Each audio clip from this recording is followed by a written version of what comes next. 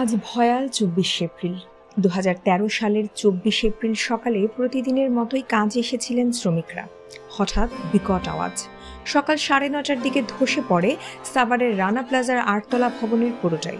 প্রাণ হারান 1136 জন শ্রমিক। মুহূর্তের ওই ঘটনার 11 বছর পরেও সেদিনের ঘটনায় আতঙ্কিত হন বেঁচে ফেরা মানুষেরা। তাদের দাবি, এমন ঘটনার সঙ্গে জড়িতদের সুষ্ঠু বিচার চাই। অথচ বিশেষজ্ঞদের মতে এমন ঘটনা নাকি চাইলেই এড়ানো যেত। ধসের একদিন আগেই ভবনটির 4 ও 5 তলার কয়েকটি পিলারে ফাটল দেখা গিয়েছিল। এ কারণে শ্রমিকরা সেদিন সড়কেও নেমে এসেছিলেন। পরবর্তীতে ঊর্ধ্বতন কর্মকর্তার বরাত দিয়ে জানানো হয়েছিল, এই ফাটলে তেমন কোনো সমস্যা নেই, বড় ধরনের দুর্ঘটনার কোনো সম্ভাবনাই নেই, সামান্য প্লাস্টার উঠে গেছে, সব ঠিক হয়ে যাবে। কিন্তু আদতে কিছুই আর ঠিক হয়নি।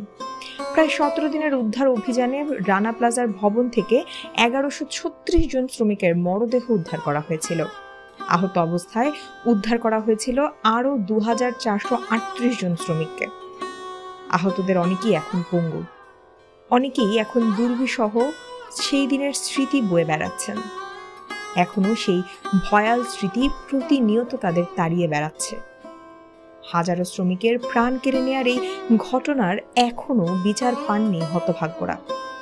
2024 সালের 15 জানুয়ারি এই ঘটনায় দায়ের হওয়া হত্যা মামলা 6 মাসের মধ্যে নিষ্পত্তির নির্দেশ দিয়েছিল সুপ্রিম কোর্ট। তবে 4 মাসেও এই নির্দেশনার অগ্রগতি নেই বললেই চলে। তাই রানা প্লাজা ধসের 11 বছর পরও আজও চলছে ন্যায় বিচারের অপেক্ষা।